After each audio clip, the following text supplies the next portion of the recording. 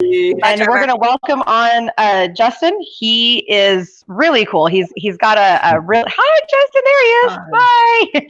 Bye. He actually, we're great. Thank you. Or I am. Trevor, are you great? How are you doing? Oh, I'm good. I'm getting the Zoom burn. I don't know how you're feeling. After 3 hours and 5 minutes, I'm like.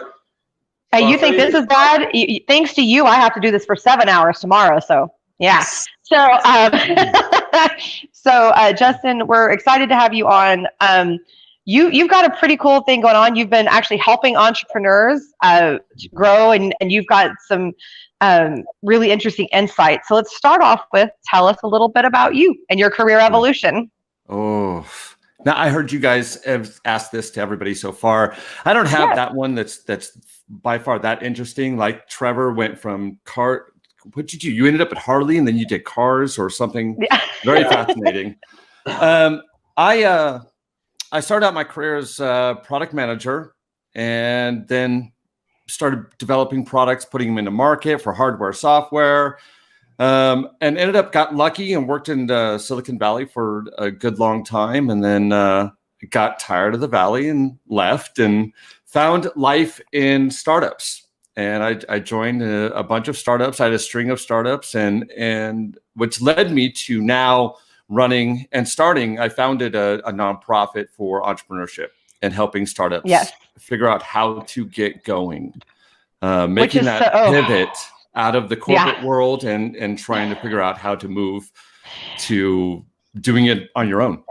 And it is, as we heard from Ron, it is crazy. I mean, it's, you got the site and you got insurance and you've got, just all these little elements, and you have to learn the energy and the rhythm of it. It's a completely different idea to do it for yourself than it is to do it separately. And Trevor, I'm sure it's even different to sell for yourself than it is for somebody else, right? It's kind of a different.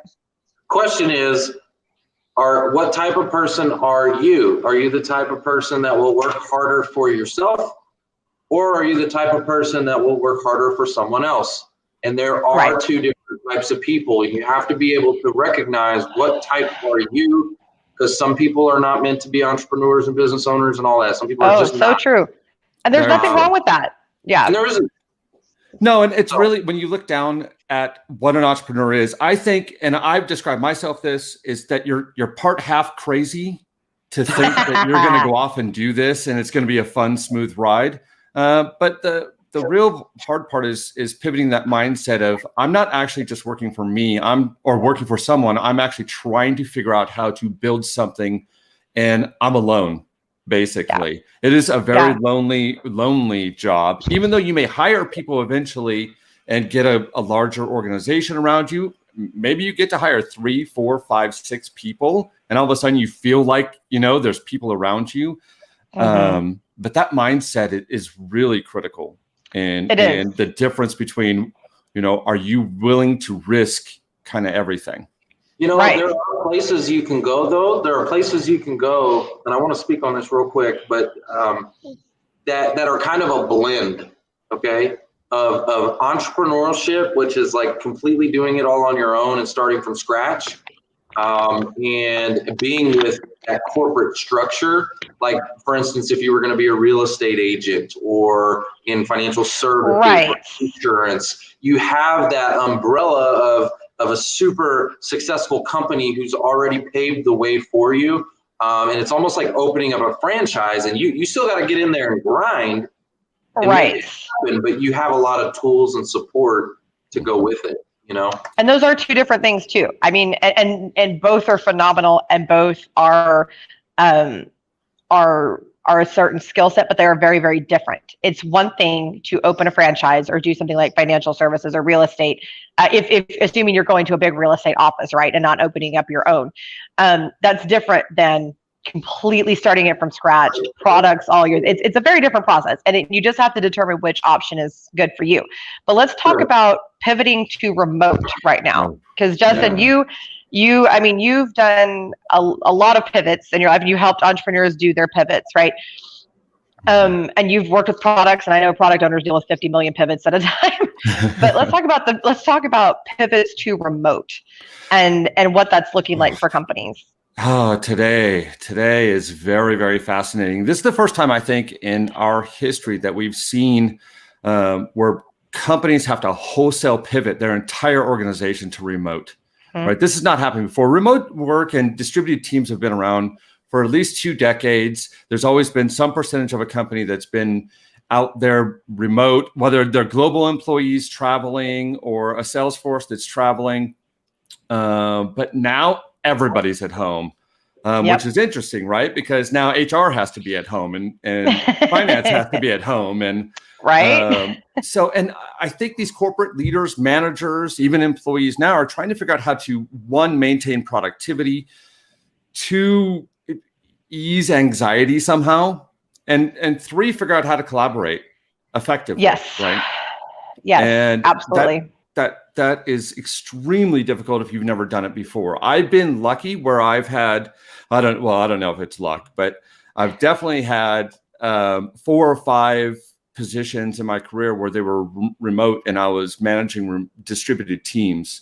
So you get used to this idea of how do you connect with someone? How do you communicate effectively? And then how do you get the job done? Basically, at the end of the day, I know I heard Travis this morning was talking about how he's a people person and Trevor? He needs that connection.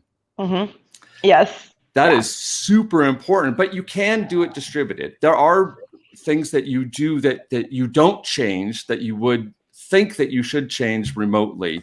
I heard someone say that we still give birthday parties. They're just remote. Right. Yeah. So everybody gets on and you sing happy birthday and then there's a cake and, or celebrate an anniversary or celebrate someone's achievement and whatever that is. And I think it's important that when you look at going from a team, it's not just about the infrastructure that you're building. It's about the psychology around the team and what people are dealing 100%. With at home. So as people are doing this, first, let's talk about how do you keep the culture as you're spreading out like this? Culture's tough. I mean, there's definitely, I think it's easier in tech teams right now because I think they've had distributed teams. It's easy to send a developer home. They're usually the introvert anyway. So they're happy to be in a dark room at home rather than a dark room at the office. But culture's interesting. And I think what you have to do is you have to figure out the communication line. It's not always about a job or a task or a meeting that you have to have on a project. I think you should have intermittent meetings about life, about how things are going. Replace 100%. The water cooler with a meeting about, I'm homeschooling, or I don't know, I don't understand the new math, or I don't understand why we're teaching the history, or I don't remember that in history. But you got to have those conversations that are real about your life because people are always going to be the same, right? We want to talk. The water cooler conversations are varied.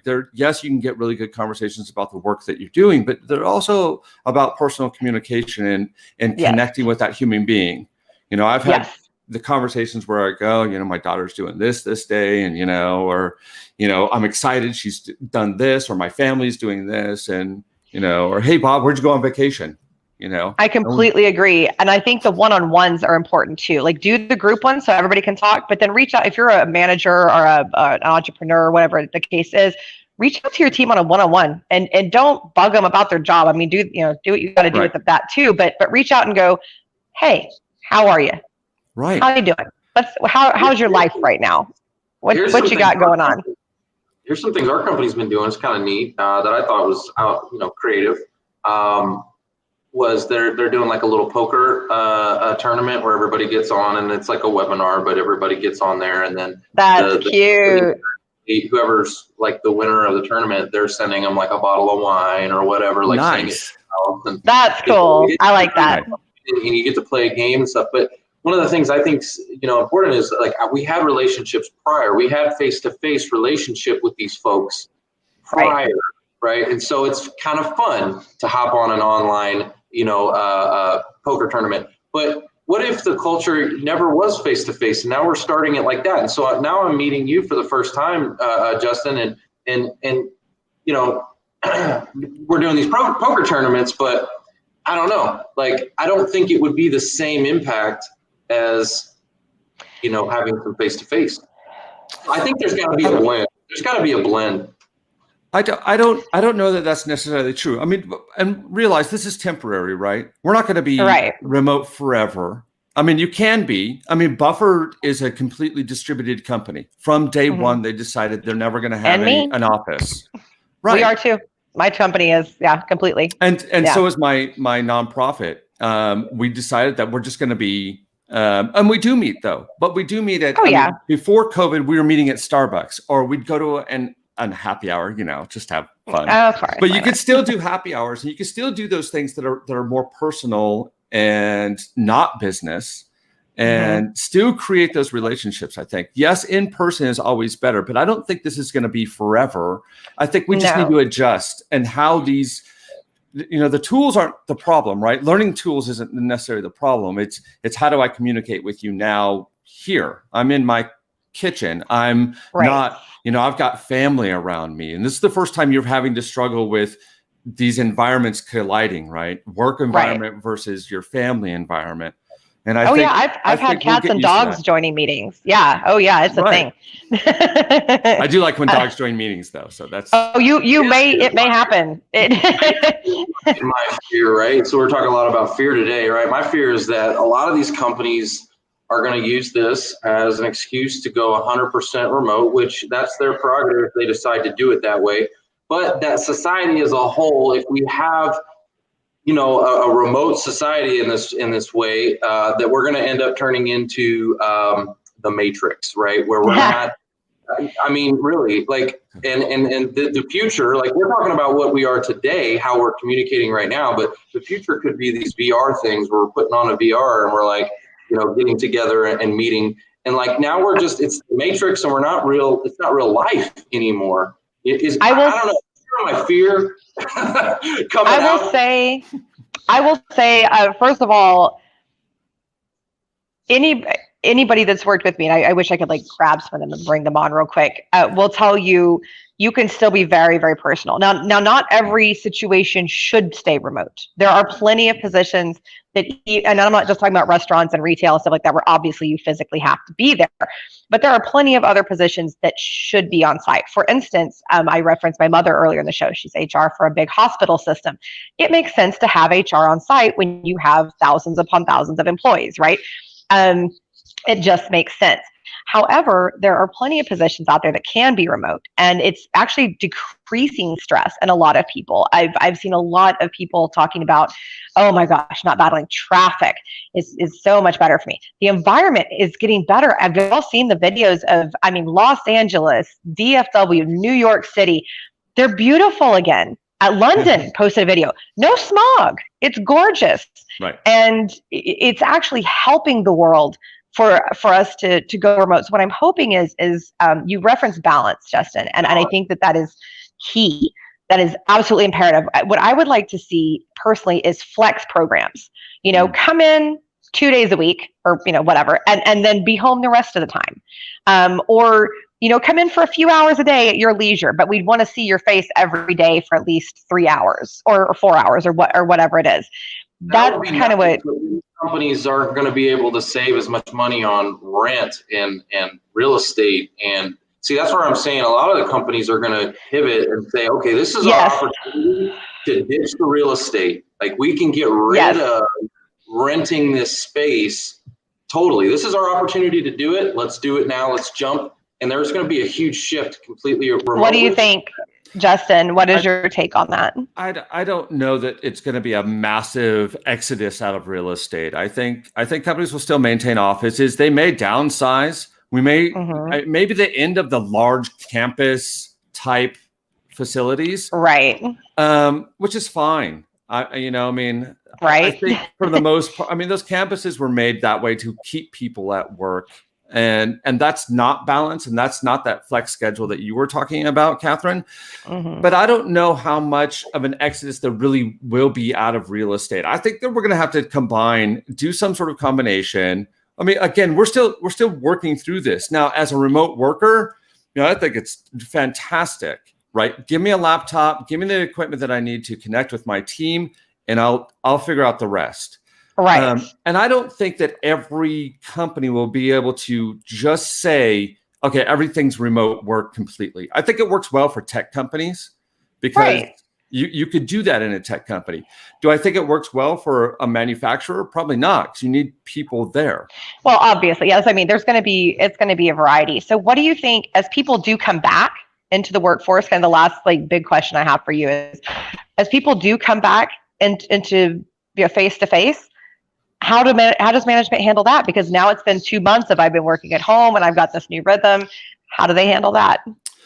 Management right now has to think about two things, right? So cash into the company, because we're still in COVID. And then once we start coming out of COVID, we still have to pivot somehow to get more revenue going, and getting people working together again is going to be interesting. I think there'll be people left into the remote positions. I think there'll be people that will be required to come back. Those people that come back, you have to, in some way, as a manager, you have to make them feel inclusive. And what I mean by that is that when you have people coming back, they may get that feeling like, I'm the one that has to go back to work. I'm the one that has to do the hour commute now, where those guys get to stay at home with their family. So you're going to have to figure out that psychology behind that too. And as a manager, it is imperative that you open those lines of communication, tell them how valuable they are for coming in, and keep that remote. Maybe have a boardroom dedicated or an office dedicated to personal conversations, the water cooler conversations where there's remote and on-site employees. And I think leadership, which is basically what you're discussing, true leadership is imperative. Lead from the front, be present, be visible, and have a plan. Don't wing it. Please don't wing it, people. That'll just create chaos. It'll create stress for your employees. Have direction. And I would really like it, by the way, Justin, if you would stay on. So we have in the next few minutes before Gabby Trammell joins us, we're going to do funny stories that have actually happened with candidates from HR people and recruiters, and that should not have happened. And then we're going to talk about how they actually should have gone in real life, and what the true solution would be. Would you like to participate in this? Yes, absolutely. All right, Trevor, are you ready? Oh, I'm down. Let's go. All right. So the first one I found particularly amusing. This happened to an HR professional that I know, that she went out to welcome her candidate in. She's very excited about him, had a great resume, good email communication. And she walked out, and there's a woman significantly older than him sitting with him who got up and started to come with them. And she said, "Oh, I'm sorry, I'm just interviewing one candidate at a time." And the woman said, "No, I am his mother, and I will be attending this interview with him." This is a grown man. I want to emphasize this. This is not like a teenager or anything like this. This is a professional interview. And this woman proceeded to come into the room and to interject throughout the entire interview until this particular HR person ended the interview and sent them on their merry way. Right. Wow. So true story that actually real life, mommy came to the interview. So first of all, Mom. Yeah, mom. So first of all, as the interviewer, how would you handle that? He doesn't even know what to say. He's like, whoa. That would set me back so far as to say, okay, wait a minute. Can this employee not do what I would expect them to do without mom? Right. I mean, and that's the key takeaway from situations like that. And sorry, I'm having some issues. I'm trying to adjust. So that's really the key issue. Is it's like, well, dude, like, can you even do your job? You have to think when you're presenting yourself in an interview, you're showing them what you can do, right? So if you show up with anyone else, I had it happen to me where it was a spouse that refused to leave, which turned into a whole weird situation. But you have to think, the representation of what you're bringing. Trevor, your thoughts on that one?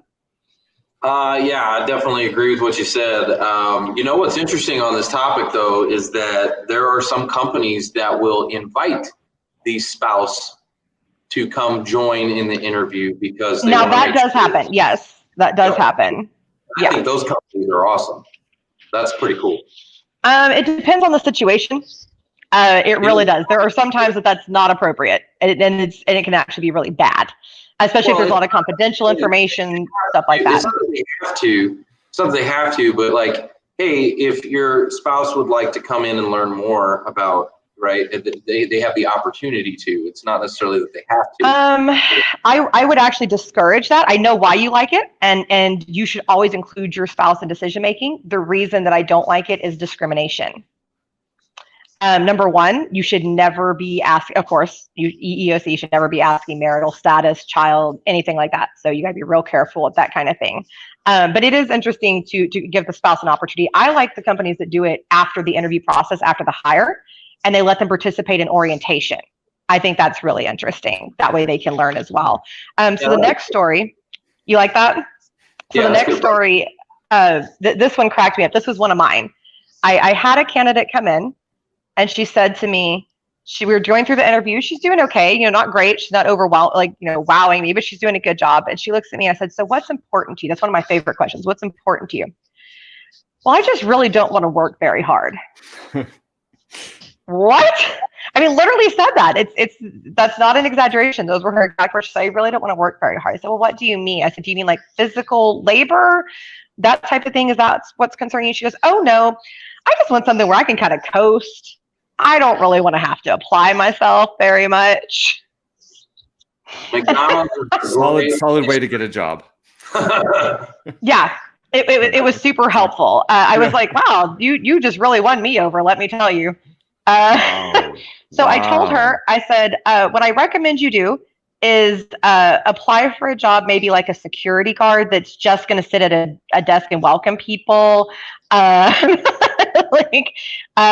mean, there maybe are where you can work very, very little. I mean, I don't know, a greeter somewhere, like you said, just saying welcome, thank you, enjoy your visit. I don't know. Do you want fries with that? Right? Yeah. I mean, well, no, those people work hard too. Hey, no, yeah, they work hard though. They do. Yeah, and she didn't want to work. This girl did not. And I thought that was hysterical. I said, well, there are jobs where you just read to elderly people. You could go do that. I don't know what to tell you, but, so I would say, people like that definitely, know what you're looking for and apply to relevant positions. For sure.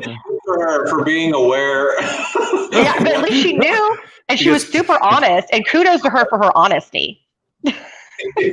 Great. So she's aware and honest, but nobody wants to hire her. But nobody wants to hire her. It's not good. So then another one that really cracked me up, and this, again, true story. This really happened in real life.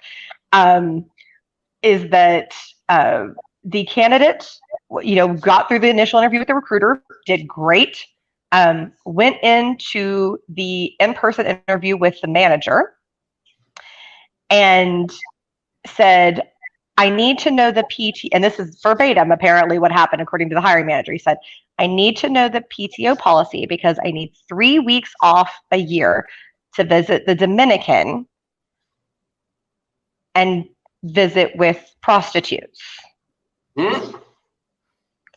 So I am sharing this story to say that anytime that you care about PTO for a personal reason, no matter what that personal reason is, even if you just like to travel around the world or whatever, you don't need to specify that to people. Just ask the PTO policy. Keep it to yourself. I mean, keep the personal from personal time off, right? So that's a little bit more than personal. That's bad. That's just. It was hilarious. It was hilarious. And having the hiring manager bring this up to me, I go, oh, okay. It was really funny. The other one was that I thought was hysterical was this woman came in to an interview and she said, I need you to turn around in your chair. And the guy interviewing says, I'm sorry, why? What's going on? And she said, I've got a malfunction in my pantyhose. I need to fix it. I need you to turn around. And of course he did, and then proceeded and of course did not hire her. But if you have a wardrobe malfunction in an interview, and it has happened to me, it has happened to me. Oh, So I've had my pants split. I've had my pants split in an interview. Yeah, legit happened. Well, mine was sort of an interview. I was selling a car, so I guess they were interviewing me for the car salesman. Yeah, I was selling a car and straight down the. So how did you handle it, Trevor? What was your take on the situation? I was doing the demo. I was doing the walk around the car, and I was showing them the leg room. And so I was getting in the back because I'm a tall guy, and so I'm getting in the back of the car, and all of a sudden I hear, and I'm like, but luckily I was wearing a full suit, so my suit jacket would cover up my buttocks, and so I just kind of like didn't want them to see, and I would like move around. And I'm like, I just rolled with it. You know what I did? I just made sure that the person interviewing me never saw the back of me. That's what I did. I just went, okay. And I've had a skirt that the elastic shot right as I was about to go into an interview. I just kind of subtly held it up when I walked in and out of the room, almost just acted like I was holding my purse there or something, Perfect. And just cruised on up. It reminds me. I mean, this is the pantyhose one. That's why Sarah Blakely did what she did with Spanx, right? It's because she had all those problems with pantyhose, underpants, apparently. Underpants, yes, it is a thing. I've never understood that one. I don't wear pantyhose. I don't like them, but nor does Sarah Blakely. I hate them. Yes, nor does she. That's correct. And it's so funny to me, but that was one of the ones that cracked me up the most because I thought, what a hilarious response. Like she just was going to be herself. Like, look, I've got to fix this. You just need to deal with it. But I'm a modest person, so you need to spin around. And what are you going to do? I had a girl and her weave came out during an interview. It just fell out, and we just kind of laughed about it. She goes, "This is why I need a job." We just kept on marching. So actually, kudos to her. She handled it like a boss. She did. She goes, "My hair is falling apart. We gotta do something about this. Let's do it." It was really funny. So that's kind of our stories about that. Y'all got any funny stories about people looking for jobs or something weird that happened in the workplace? Not that I could say on here. I've got a few of those too. I got some stories, but not for this. That's so funny. That's so funny. Well, Trevor, you can see the dashboard. I can't because I'm on my phone now. Is Gabby ready? Is Gabby with us? Hold on. Let me see. Let me go over here. Yeah, it looks like, yeah. All right, good. Ready. We got Miss Gabby. So I am going to say thank you so very much, Justin, for coming on. Thank you. It was a true pleasure. I really enjoyed it. And we look forward to possibly having you on again if you'd be gracious enough to grace us with your presence for a second time. Well, thank you. It was fun. Thank you so much. Have a great rest of the day. All right, you too. Bye-bye. Bye. See you, Trevor.